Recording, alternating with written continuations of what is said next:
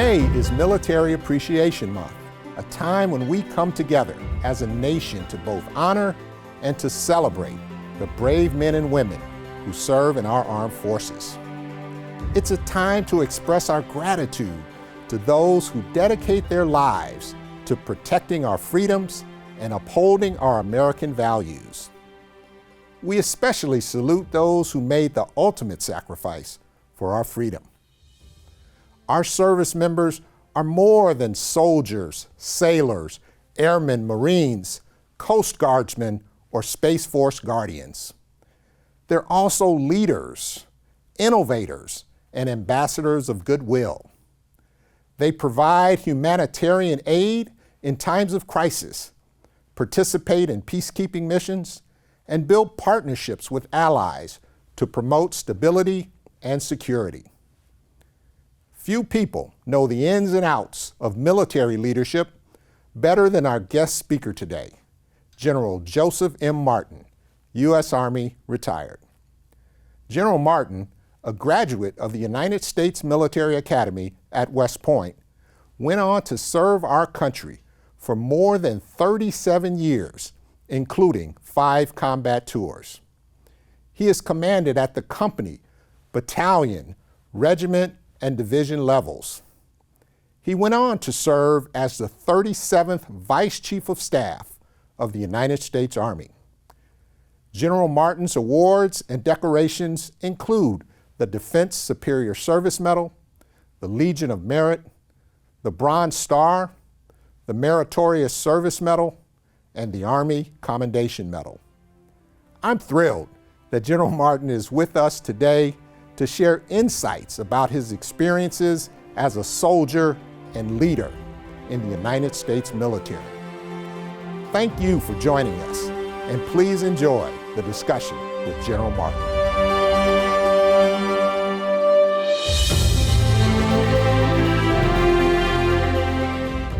General Martin, thank you so much for stopping by and chatting with us today. Thank you. It's my pleasure to be here. Let's start it from the beginning. Dearborn, Michigan.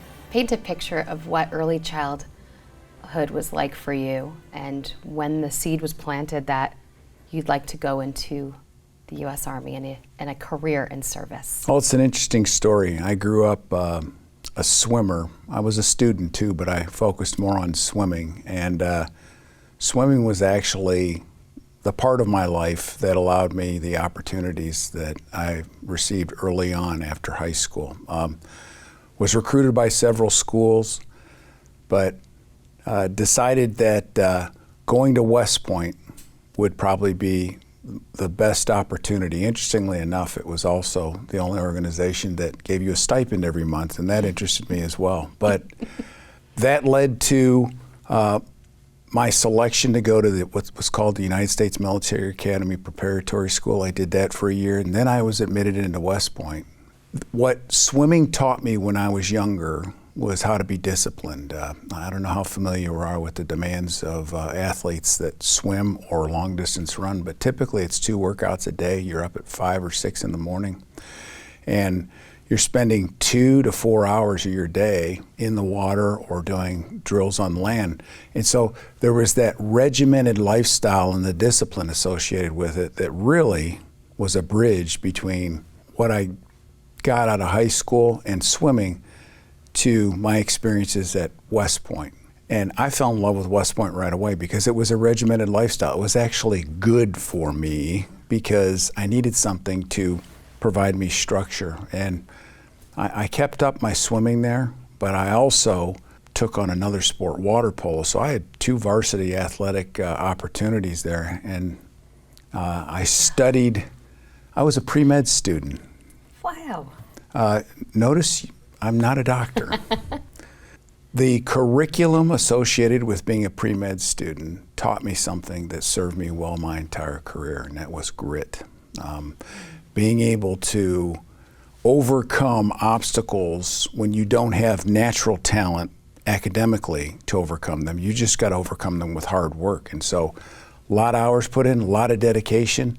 I've never used my degree per se during the course of my career, but what that degree taught me, along with the demands of 2 varsity athletic programs, was how to overcome problems during the course of my career. And so I'm very thankful for that experience.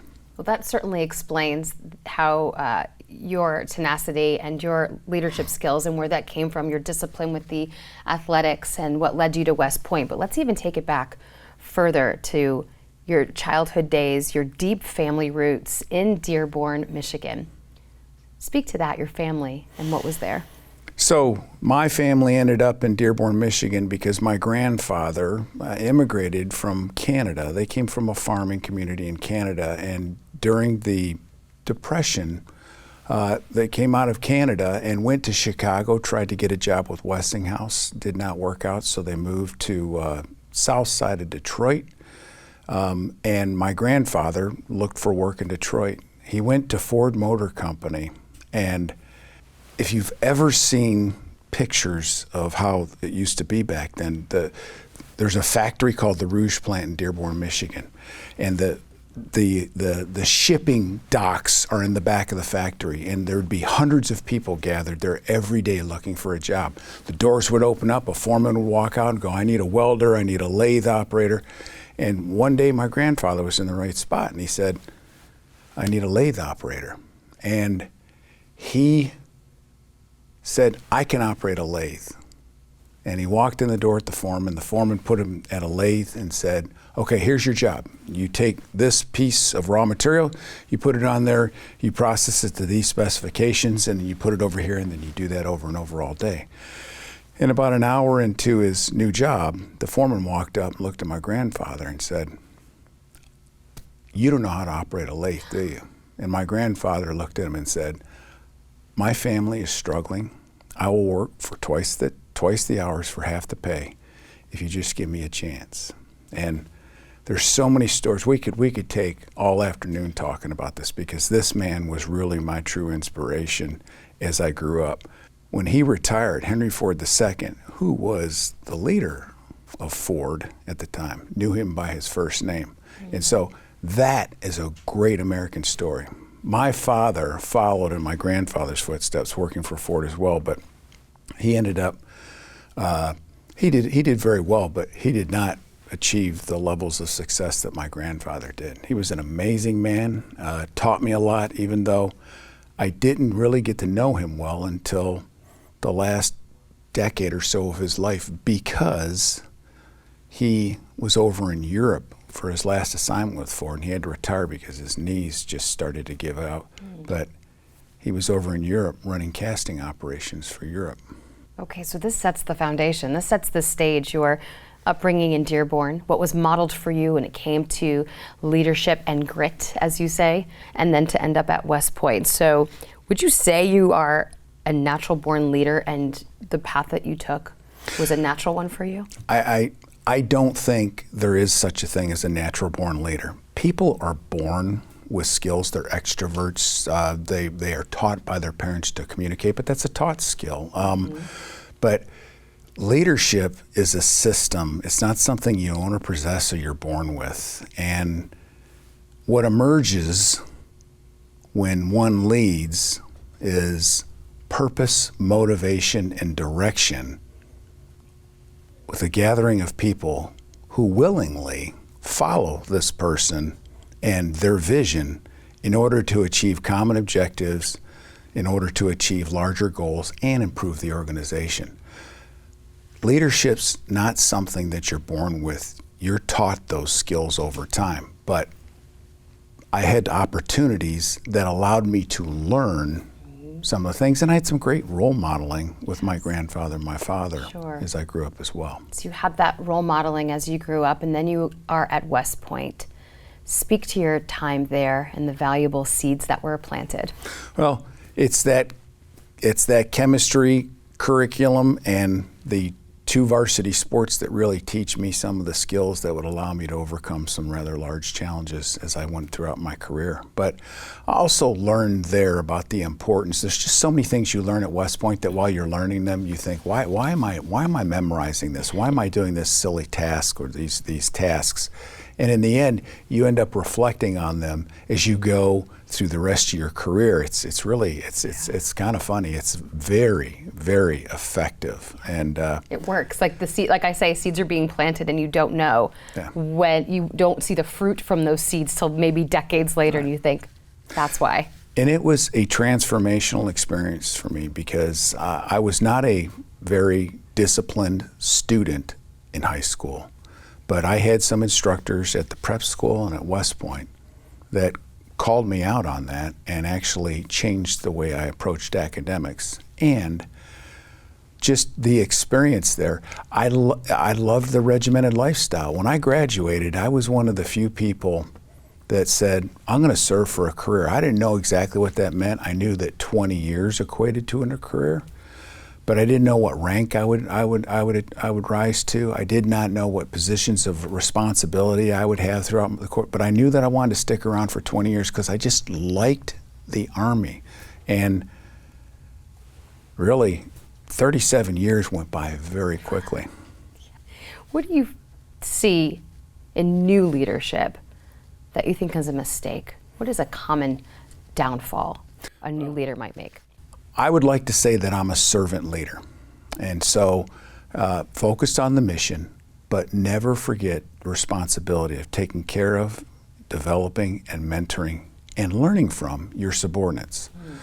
And I think that new leaders sometimes make the mistake of not getting to know the very people that will lead to the success of the organization that they're leading. It's not them, it's the people that they lead. And there's a responsibility associated with it. You can be appointed to a management position, but you've got to earn the right to be a leader. I like that.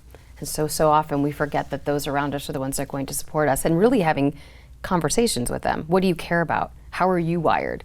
Because sometimes as a leader, your delivery method or how you see or understand things is not how those around you receive information or process things, and you have to maybe compromise that by getting to know their personality and, like I said, how they're wired. Well, there's things that I learned and I regret towards the end of my career that I thought I was really good at getting to know my people. But I'll tell you a story about when I was the Vice Chief of Staff of the Army. When you're the Vice Chief of Staff, you've got a huge personal staff, and it's not because you're the Vice Chief of Staff, it's because the Army wants you to focus on making big decisions and solving big problems. And so there's people that are on your staff that help you do things that you don't have time to do because you're focusing on those things that you want the Army to do. And if you remember the time period in this country when there was a civil unrest, my staff, which is very diverse, asked me to sit down and talk about it because they were confused about what was going on in this country. And so we sat down, had a discussion, and it started off with me explaining some things about me that they did not know. So they learned something because they thought they knew me well. And then I asked them to do the same thing. And the conversation we had, I thought it would take, there's 12.5 people in the staff. I thought it would take an hour, hour and a half. We were there for 4 hours. And there were things that people shared with others that nobody knew about. All these people, handpicked, top shelf, top 5% at least in their cohorts. And come to find out, one of the officers that worked for me, he's an African American. He was living in a community. He would drive to work, drive home, and on the way home, he'd be followed by a police car. And there was one day where the police car followed him all the way to his house and said, "What are you doing in this neighborhood?" And he said, "That's my house." And he goes, "Prove it to me." This is an officer in the United States Army. And I did not know that he had to struggle with that early in his career, yet he was so wildly successful by the time that we met each other. And so what I learned from my people with that conversation was absolutely amazing, but I also found that we were even a more cohesive team. So, people ask you, how do you emphasize or leverage diversity within your organization? And my point is very simple. Talk to your people. Learn about them as much as you can so that you understand what they went through to get to where they are now, and you will have a better understanding of what it's like to be them. Yeah. I love everything about that story. Yeah. Because some leaders may not see that as time well spent stopping down for a half a day to have banter and just conversation with those around you. But what you did not only is to give them a space and hold space for their grief, for their sorrow, their worry, their happiness, what they care about, but then it humanized you as a leader. And they learned about you and probably were so surprised that you were able to reveal what you did. I think that's a really important attribute, is being able to demonstrate a certain amount of vulnerability. I'm okay. I'm a what you see. I think you've already figured this out. I'm a what you see is what you get kind of person. And some people are surprised by that because they think I should be more guarded based on where I've been and what I've done. But I just think it's important. The conversations you can have when you go deeper than the surface make a team so much more cohesive than it could ever be without doing it. And I want to talk about leading in a corporate environment. It's obviously a much different atmosphere, but there are universal leadership qualities and behaviors that a team at 7-Eleven can aspire to. So can you kind of make that bridge between those who may be watching this and saying, how does this relate, your story, to what I can implement every day? So again, leadership is a system. It's not something you own or possess. Mm-hmm. You can be appointed to management, but you've got to earn the right to be a leader. Right. And so I'm gonna steal something, give credit where credit is due, from the Thayer leadership model. You've got to have character, good moral judgment. You've got to be competent. You've got to be the person that people can go to because you understand the processes in the company, you understand the intricacies of the company, and they know that you're willing to help others learn that. And then you've got to be committed. You've got to be all in on the organization, and you've got to show that not only with your words, but with your actions. And then mission first, people always. So you've always got to accomplish the mission, but you can never forget about your responsibility to develop, care for, and mentor your people, because that comes with the position responsibility. And then something that 7-Eleven knows well, because they've sent many people to the Thayer Leadership Group's curriculum, but being able to thrive in a volatile, uncertain, complex, and ambiguous world. You got to be able to do that. And the way you do that is you have the dimensions of the leader that I just described, because if you are a people always person, you're going to reach out to your subordinates for help when you're trying to solve a wicked problem. You're going to walk away from your own bias that what you selected to do is the best course of action to do because someone has offered an opportunity to polish that diamond or make it better or totally change course because you were too focused on an objective, not seeing that there's a better path to that objective. Mm-hmm. And so those are basic leadership attributes or dimensions that every leader's got to have, and they've either got to learn it, and if they learn it, they've got to practice it. Yeah. It's not something that you learn once and that's it. You've got to practice it. You've got to get in your muscle memory, like your swimming, like your water polo, like that discipline, right? You've got to, it has to come to you naturally at some point because you're using it. I just had a major surgery in January, and guess what the question was that I asked my surgeon before the surgery, before I chose him to do the surgery? What was the one question you think I asked him? How many of these have you done before? Exactly. And when he described that he had a 4-digit set of experience of doing that particular procedure, I had a high level of confidence he could do it. Leadership's no different. Just like a doctor, you've got to practice it every day. And sometimes you've got to do a gut check and you've got to hold yourself accountable and say, am I being a leader of character, or is my competence lacking? Do I need to increase my understanding of something or a new process that's in the company. Yeah. All those are important.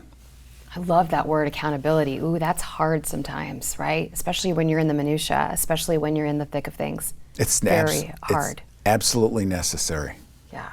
Do a check on yourself. I want to take a little bit of a turn now. I want to talk about your children. Mm-hmm. A daughter who's the oldest, a son who's 28. That's Joey. That's Junior. That's Junior. Tell me about your kids. Our daughter Kylie, she went to TCU, Go Frogs, and graduated with a degree in art and art administration. She's a wickedly talented artist, and that's what she does with all of her spare time. She actually commissions paintings and does all sorts of things. But she works at a construction company here in the Dallas area, same place her husband works. She's married. They live in the Dallas-Fort Worth area, and that's one of the many reasons why we chose to settle here in the Dallas-Fort Worth area, Metroplex. Our son, I was a swimmer, I told you, and he too was a swimmer, and he was much more talented than me. I mean, he's an All-American. I mean, he's a very talented swimmer. But when he graduated from college, his second semester of his senior year, I was actually deployed to Iraq, and he decided he wanted to serve. And I can tell you it wasn't because I said, you need to serve. It's something that I just think bubbled up from him not only interacting with me, but also having the opportunity to meet many other military parents and live in military communities. And so he went to a recruiter, did not like the options that they were giving him for being an officer because he couldn't choose his branch, and so he said, "What else do you have?" And so he is in a very, very special unit now, doing things. He loves his job. He leads soldiers every day. He jumps out of airplanes. He breaks down doors. He does all sorts of neat things. But he's being humble about it, because I know he's in a very strong and important role, and I know you can only share so much, but how did you feel when he shared that with you, that he was going to do this? I was very proud of him. I stayed up till 1 o'clock in the morning on the day that he enlisted so that I could be the officiant of his, and I did it, of course, over FaceTime, but from Baghdad, Iraq. But I enlisted him in the Army, and I'm very proud of him. It's different than being in the military yourself when your son's in that position. And his mother, who, of course, she had concern when I deployed to combat the 5 times that I went, but when he deploys to combat, it's a totally different game. Yes, as a mother, my heart just skipped a beat and my stomach flip-flops when you talk about, deploying your son. But again, seeds were planted. You said it wasn't because of your direct influence in saying, this is your path, this is where I want you to go. It's, again, all the seeds that was planted. He had so much access to cool families and interesting people, and planting the seeds of military life that, like you said, it just bubbled up in him, and he wasn't born a natural born leader, because we don't have natural born leaders, right? We learn it, and we take that skill and we develop it. And it's funny, he calls me from time to time. He's like, "Dad, why does the Army do this way or that way?" And I explain it to him. He's like, "I don't get that." And then after a while, he'll call back, maybe a day, maybe a week. We go, "Okay, I got it."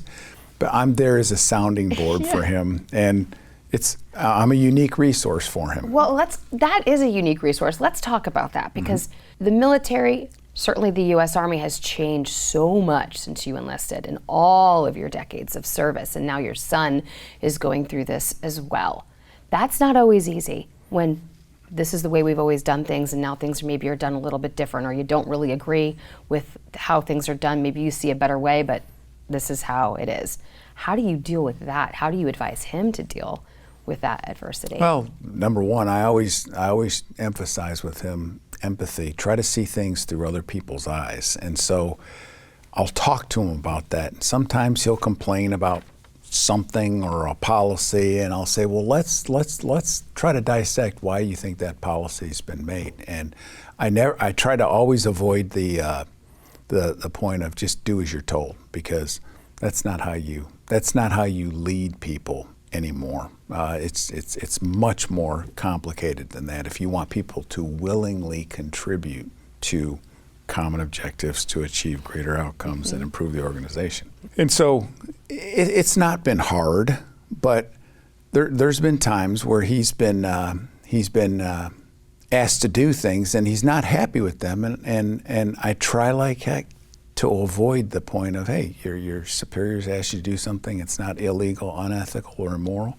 You just need to do it. I try to get him to understand why that's important. And for the most part, he always comes back, it may not be right after, and says, thanks for letting me vent and providing me some advice, Dan. Yeah, he's lucky to have such a well-versed sounding board to know, kind of bounce that off and in a safe space to be able to communicate with someone who truly knows what that is like. Because we will never know as civilians what that day-to-day is like. We can guess, we can see, we can watch this program here, but we'll never know from that very specific set of lenses the very big challenges and obstacles. But we hold space for Military Appreciation Month. 7-Eleven loves vets. They love those of service, not only educating those on the importance of hiring veterans, but also how to help them enter into civilian life and do these roles and jobs. So speak to that when we see Military Appreciation Month. Why is it important that companies and organizations like 7-Eleven hold space for it? I don't know if you know this, but 1 in 300 choose to serve in this country. That's the statistic. And so what I tell people in the military all the time is there's 299 people that walk around and enjoy the liberties and freedoms like the air that we're breathing right now, not understanding that there's a blanket associated with that. There's people out there that will respond to threats to this country, secure its interests, that are all volunteers. It's an all-volunteer force. And so with that, there should be a certain amount of implied or direct gratitude associated with it. The companies in this country are no different.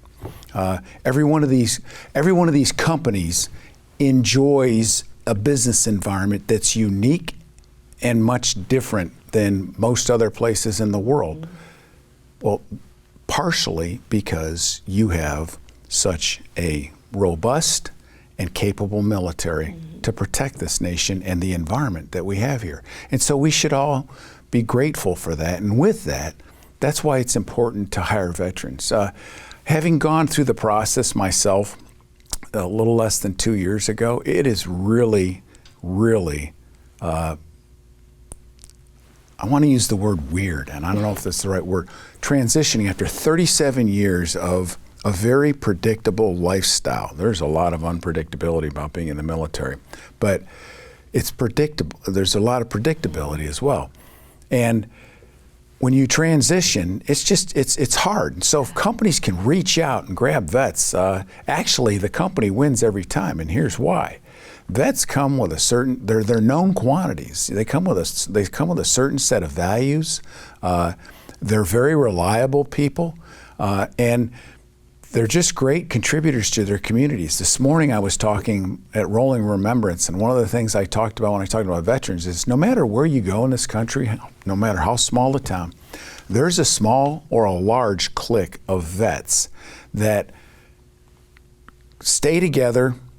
They're happy to gather, but they're always contributing to the community. Now, these are the people that sacrifice their time and their service as they serve this country, yet they continue to serve their communities.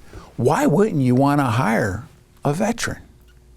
I want to camp out there a little bit longer because, like you were saying, this weird time of being in service, and then I'm sure your adrenaline has eased up. I'm sure all of the operations that your mind had to do has been able to relax, but that's not always easy, right? So how has that? Speak to that a little bit more the past couple of years of what that's been like with your dealings with civilians.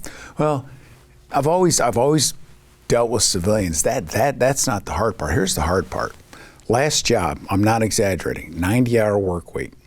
90-hour work week. And it was like that for the last 4 years of my career. And I don't regret it. I'm not complaining. It just, those are the demands of the job, and the job's got to be done. And you went from that to zero, and that's dangerous because all sorts of habits can pop up, Sure. good and bad. And so you've got to think about what you want to do with the rest of your life. And so I had people counsel me and say, take a year off, ponder life, go walk the Appalachian Trail. I made it 6 weeks and I started networking with people. Yeah. One of those guys was a guy named Joe DePinto. Okay. And he's one of the first in this area that reached out to me and said, let's sit down and talk. And it wasn't about a job, it was just he wanted to be there for me. God bless him for that. But after some significant processing, I decided to divide my time up into what I call 3 lines of effort. Can't get away from that military speak. Yeah. Line of effort 1, taking the time to do things I had no time to do for the last 12 years of my career because I was a general officer. Think about playing golf, going to showers, going to weddings, going to birthdays. We didn't miss any of that last year. We're not missing any of it this year. They are now the priority where they were subordinated to my calendar when I was in. I mean, heck, I missed both my children's graduation from college because I was somewhere on the face of the earth at the time. Second line of effort, giving back. So that's doing things that aren't necessarily oriented on compensation, but can contribute to the institution or the supporting cast of that institution, the military. So doing rolling remembrance, doing some of these other Veterans Day, Memorial Day speeches that I've done. And then I can't talk about the details of it, but this summer I'm going to take over a philanthropic organization that is totally focused on being there for soldiers and families. Oh, you know, I really want you to talk about it. I can't. You can't yet? I can't. Will you give us the exclusive when you can? Sure. All right, that's fair. Tune in. Okay. Tune in at 6 p.m. Yeah. Line of effort 3 Okay. is working with organizations, receiving compensation to work with organizations that I believe have something that could help the military with, and that I can help them in doing that. And so that's how I've structured the rest of my life. Using your giftings, using what you know, what you're good at. You know, I'm thinking about, you know, what can Americans do to hold space for veterans? What can we do to contribute and to just recognize? And you're the veteran who's out there doing it. You're the one who's doing all these philanthropic efforts and speaking at events like Rolling Remembrance. You know, if someone doesn't have an immediate connection, they're one of the 299. What can they do in May to honor this month? What could be a gesture? Go find veterans in your community. Learn more about veterans. There's a recruiting struggle right now, and there's a whole host of reasons as to why that's going on. But the bottom line is that the Army and other services now are struggling to meet their recruiting objectives. And probably the most important thing that someone who has never had any exposure to the military is to take the time to get to know veterans. You know, Americans learn about their military through movies, TV, social media, straight up media. But the problem is that's not a first-hand perspective. And because of the spectacular nature of some of these media, social media, you know, just it can all get out of control, and it's not necessarily an accurate representation of what the military is all about. Think about it. They all swear an oath to support and defend an idea, the Constitution of the United States, against all enemies, foreign and domestic. Think about, there are venerated values that drive behaviors in the culture of the Army. People don't understand that because they read an article or they see a social media post and they automatically assume that's what the military is all about, and nothing could be further from the truth. My son, you know, there's people that think that, you know, the current crop of people that could go in the military now are just not going to be able to fulfill the requirements of the military or meet be able to respond to some crisis that this country has. My sons will be the first to tell you, because you're wrong, Dad. I've read enough about World War II. They said the same thing about the generation that went and fought in World War II, and look what they accomplished. He goes, that's where we're at right now. We're going to be okay, and he's one of them. Yeah. And it's encouraging to hear that. Yeah, I would think so. So get to know a veteran in your community. I love that, because I always say if you see a vet and they're wearing that hat, they're wearing that jacket, they want to talk about it. Let's talk about it. You know, normalize not keeping your own private space, but kind of going up to somebody and saying, you know, tell me about your years of service. Yeah. Tell me about you. People want to be heard and like for their time, their story to be witnessed. Start the conversation. That's exactly right. It's a little thing like that.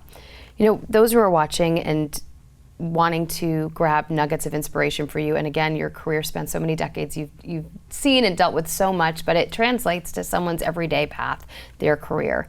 When dealing with change, when dealing with challenges, you know, is there some kind of words of advice when you can talk about the challenging parts that might resonate with those who are watching? Well, let's take this concept of VUCA, volatile, uncertain, complex, and ambiguous world. That's the world we live in. Okay. There's a concept, Center of Creative Leadership. I give credit to them. They came up with this, but it's called VUCA Prime. And you counter the V of volatile with vision. You counter the U of uncertainty with understanding. You counter the C of complexity with clarity. And you counter the A of ambiguity with agility. And it's understanding how you're able to do that. And I could go down the line and tell you with each one of those how you accomplish that. But in the end, the basic recipe is you've got to know your subordinates. You've got to understand their capabilities. You've got to be willing to listen to them, because those complex problems associated with change, your ideas are going to come from the bottom up, and then you've got to be able to structure the ideas and communicate those ideas to other people so that they clearly understand the direction you're going with your vision, and then you demonstrate agility by being able to change if you hear about a good idea that's associated with that change. That's how you do it. VUCA. Write that down. Rewind this if you have to, and really listen to that. That's really incredible to say what the adversity, what the issue is, and how you counteract that with each of those steps. So that's giving us a beautiful nugget that we can carry on. And you said something also about being able to maybe pivot if there's a better way of doing things. That's really hard to do because we're human, and that part of us gets in the way. You've got to be humble. And interestingly enough, you could wear all the medals in the world. You could have accomplished all sorts of things. You could have just done amazing things in your life. But the number one thing you're going to be remembered for when you're gone is your humility. And humility is how you're able to listen to people and say, that's better than the idea I came up with. It's not too late to change. We're going to change. And giving them the credit for it, not taking that from them. It's credit for yourself. That's humility. And that's a muscle we have to work. Oh, it is. It is. And as we focus on being people first oriented, as we develop our subordinates, when we see that they're lacking in humility, that's where you as a supervisor can help develop that humility. That's right. Nudge that along a little bit. And let's stay here again with diversity, equity, and inclusion. Why is that so important to really let people be seen and listen to them and be heard? Because we're in that space right now talking about that. It's diverse opinions and perspectives are really important. And that doesn't just mean ethnicity. It doesn't just mean geographic practice. It could come from the youngest ranks in your organization, the most junior people. They may have an idea. And you've got to go out and have two-way conversations, not go out there and, let me tell you about my vision.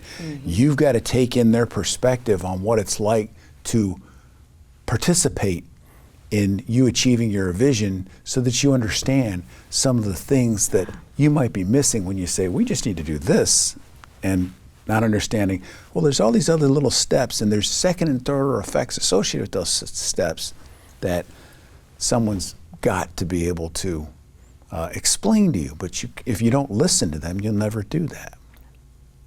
When Joe DePinto reached out to you, I know that was a meaningful moment.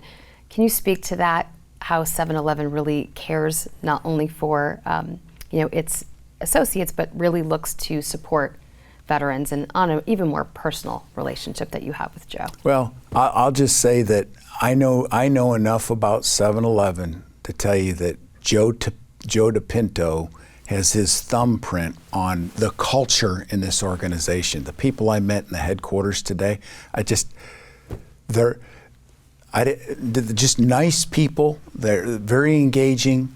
I didn't see any frowns, people walking down the hallways. Everybody that I saw working there look happy. And that starts at the top. But obviously, you've got to create a culture in order to grow and nurture that work environment. And so Joe DePinto having a conversation with me is just, in my view, a little bit symbolic of probably what's going on in 7-Eleven. In fact, I follow him on social media. Joe's always out there. He stops at stores. Heck, when we met for the first time after I came back, we went to one of the restaurants that's part of this company and ate at the restaurant. And he was engaging with the people that were working there, and he wasn't saying, because I'm the CEO, so he was reaching out to them. That's right. And so I think people can learn a lot about leadership by watching the CEO of this company. And I'm not patronizing when I say that. I just think he's the right guy at the right time for this company, but it doesn't surprise me. Well, we learned a lot about leadership talking with you today, General Martin. Thank you so much for being here, for giving of your time, of course, for your service, but how you continue to serve and plant seeds in others and help them along to become great leaders. Well, thank you.